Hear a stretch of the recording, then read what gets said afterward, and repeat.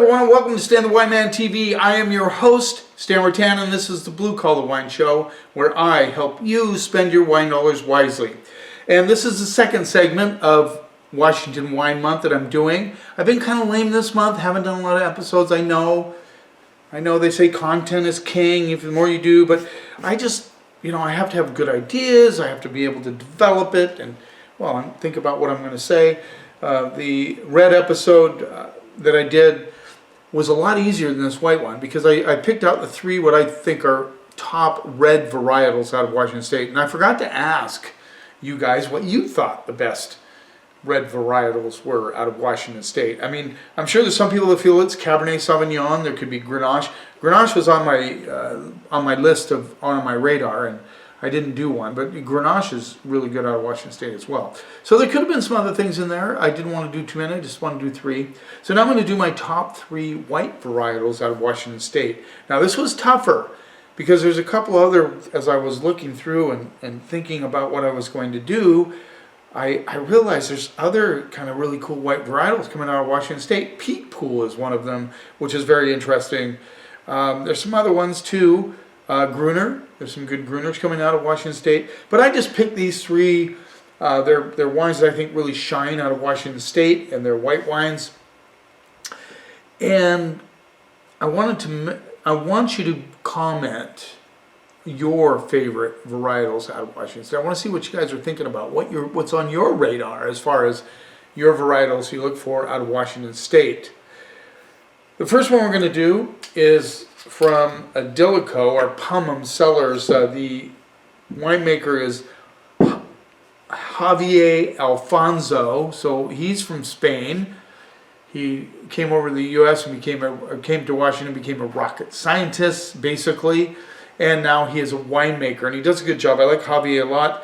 And he does a really good Albariño. This is the 2024 Idyllico Albariño Yakima Valley. We talked about Yakima Valley in the red episode, the oldest AVA in Washington State. I said appellation in the last episode, so I looked at, can you interchange appellation and AVA? Because it just didn't seem right to me, and yes, you can.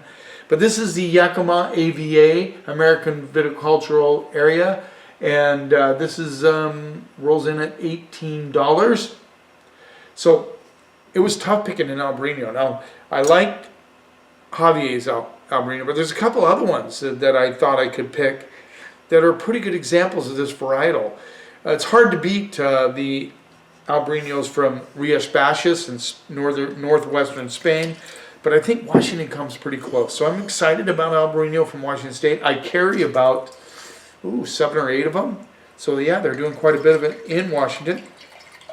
So color on this one is, golden hay color, kind of light golden hay color. Let's see what we get on the nose. I'm getting some nice, stone fruit aromas on this, a little tangerine. Yeah, definitely tangerine, some citrus notes coming through here for sure. There's some nice minerality that you get on the nose. Almost like a blend of lemon, orange, tangerine, orange, a little bit of mango coming through, some slight apricot notes. Let's see what we get on the palate.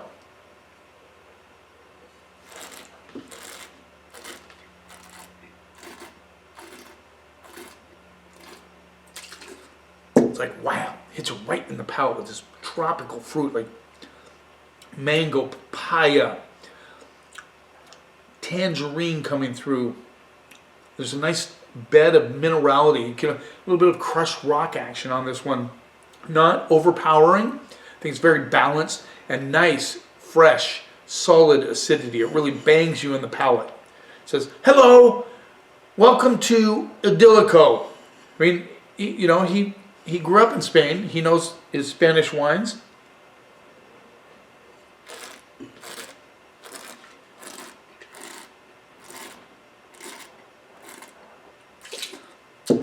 There's even a little slight banana note coming through on the back of the mid palate. It's really cool. Very dry, very balanced, solid Albariño. This, you could put this in a blind lineup with some Albariños from Spain, Rios Baixas. I think it might hold up nicely. You might have trouble telling if this is a New World Albariño or not. Because I've tasted some Albariños from Spain that do have that kind of nice tropical, that mango, papaya, tangerine thing going on. A little bit of lemon underneath. And the minerality, to get that minerality out of this is really cool. It's probably because it's from Yakima, great appellation, great AVA for growing many different kinds of grapes.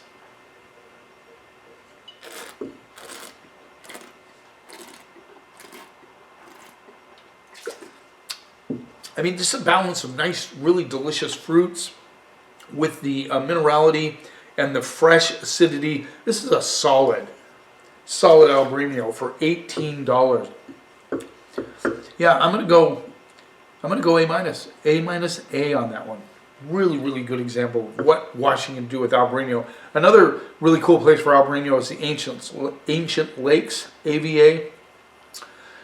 They do some good stuff there. There's one I almost picked out, Caliche Albariño, but I went with this one because I know it, and I know Alfonso is from Spain. He's a good winemaker, great winemaker actually. So now we're going to go to Sauvignon Blanc, which I think I've mentioned this. I'm very, very picky about Sauvignon Blanc. I don't like it to be flabby. I don't like it to be have a lot of residual sugar on it. I really don't like oaked Sauvignon Blancs. I'm sure there's some people out there going, oh, I've had some great oak Sauvignon. I don't like oak on Sauvignon Blanc. That's just a personal thing with me. I was in a bus one time. We were heading over to do a wine trip over to Eastern Washington, and there were a bunch of people there, a bunch of restaurant guys, and they poured this Sancerre, and I tasted it and I dumped it out. It was a oaked Sancerre, and to me that's just sacrilegious. Don't oak a Sancerre, but you know, a lot of guys, people on the bus liked it. So, you know, there you go. This is just a personal thing. I think Sauvignon Blanc needs to be fresh, vibrant, crunchy, a little bit juicy, good acidity. That's what I like about a Sauv Blanc.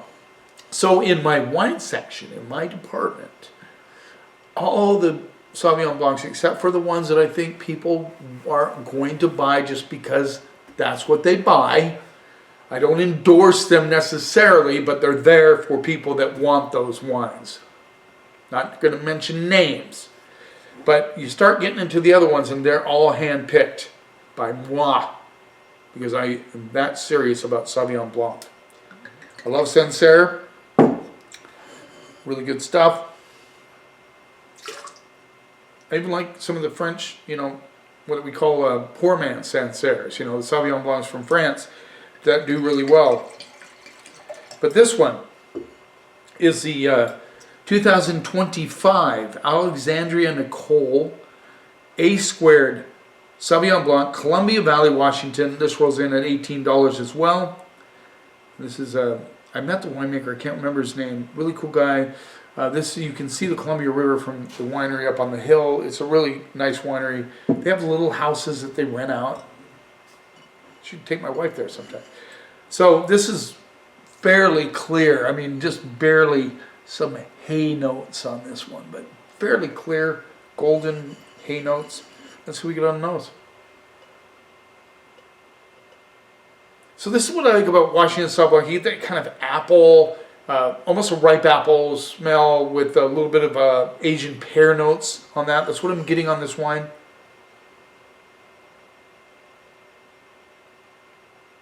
There's not a lot more going on than that, necessarily. And I just got a hit of almost like an almond note coming through, just barely. And maybe a combination of white and yellow flowers. So anyway, let's see what we get on the palate.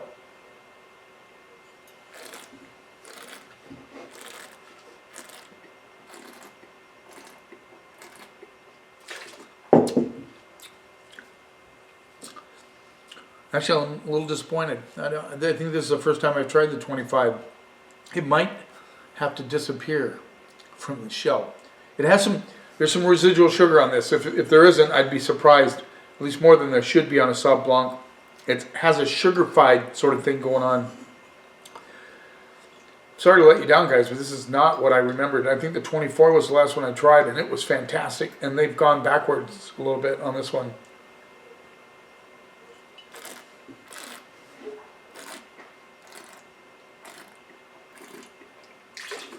Yeah, there's apple and pear notes, but there is just too much sweetness to this Sauvignon Blanc. I do not like sweetness on my Sauv Blanc. This is coming out of the cooler. I don't know if I'm even going to keep it on the shelf. This is exactly what I don't like about Sauvignon Blanc, and I'm really disappointed that it went this direction. And, you know, the vintage might have been a little bit warmer. I'm not sure about 25 being a little bit warmer.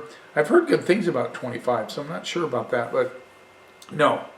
I'm gonna go C- on this one. I just don't like, yeah, no, can't do it. So, even though Sauv Blanc out of Washington State is really good, this is not a good example. Now, last vintage was, so I'm really disappointed that they went this direction. I don't like to see that. That's a pass, for sure. And yeah, I might mark it down, and you come by if you want a little bit of a sweeter Sauv Blanc, you can come by and grab one. You might like that sort of thing. Now, we're going to the varietal that really put Washington on the map as far as white wines go, and that's Riesling. There was a time that Washington just dominated the Riesling category. Now, granted, they were a little bit sweeter. I mean, Saint Michel still does. We sell a ton of Saint Michel Riesling, Domaine Saint Michel Riesling, Chateau Saint Michel Riesling. And you can't beat them for how much people like those. And then there's Kung Fu Girl Riesling, and I went to the winery where they were bottling, and I think they were doing like 130,000 cases of that wine. It's crazy. The number was just absolutely ridiculous. But we're going to swing over to a really kind of iconic winery in Washington State. This is Long Shadows. This was started by Alan Shoup, who used to be the bigwig at Chateau Saint Michel. Then he decided to start a new project. He left Saint Michel, and he went to start a new project where he had winemakers from all over the world come in and make their varietal that they were best known for. I mean, like Michel Rolland did the Merlot, Randy Dunn did the Cab. So they had all these people come in and do this. Now they're just down to Gilles Nicole. He is the sole winemaker there. They've kind of gotten off of that pattern. But Gilles Nicole is a great winemaker. And this is the Poet's Leap Riesling, Columbia Valley 2025 from Long Shadows Vintners Collection. This rolls in at $20. Poet's Leap. Now we do sell a fair amount of this one. So, color on this is almost the same as the Sauv Blanc. And it can be a little bit sweeter because that's kind of what you expect out of Riesling, although some of the best Rieslings in the world are fairly dry. So on the nose I get like a little bit of honeysuckle, kind of meeting some apricot. Maybe just a little bit of apple as well. Some nice, yeah, the honeysuckle is a big part of this one. Yeah, very, very interesting nose on this one. A little melon coming through as well. I'm going to say, yeah, some mango, apricot, for sure. Let's see what we get on the palate.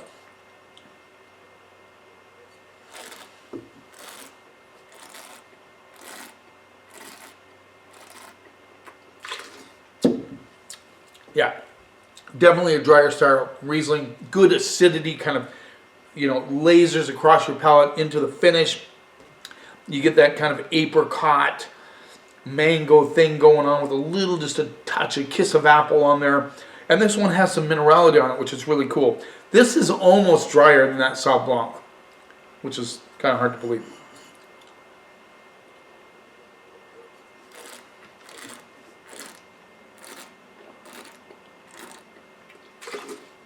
I love those stone fruit flavors. They're really delicious. I mean, this is delicious, but finishes quite dry. Dries out on the finish, which is really cool. I would have this with shellfish. I would have this with Asian noodles, anything with Asian spice in it would be good. It has just enough sweetness to kind of go with that. Finishes nice and dry and refreshing, good acidity, good balance. This is an excellent Riesling. You know, I don't think people think about Riesling an awful lot, but I think it's a great food wine. It goes with a lot of different things, and it's a good quaffer too. You're out, like this, I would have no problem going out this evening, sitting out on the lawn in a chair and drinking a glass of this Riesling from Long Shadows. And $20, very reasonable price.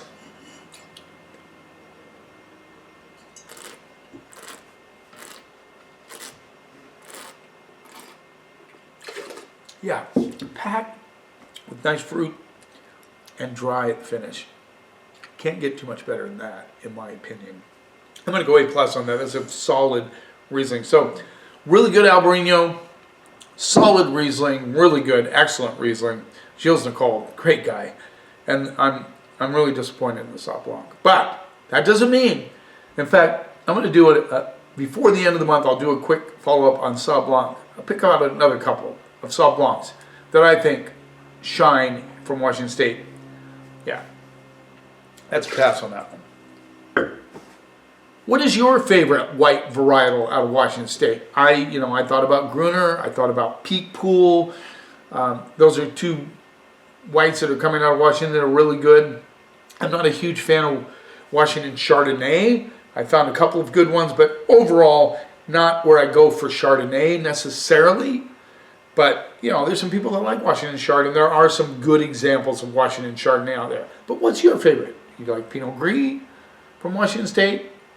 I want to hear it in the comments. You tell me what you like from Washington State. Thanks for taking a little time out of your day. I hope you appreciated this episode. Please subscribe to my channel so you can see what's coming up. I'd appreciate that. You keep watching, and I'll keep helping you spend your wine dollars wisely.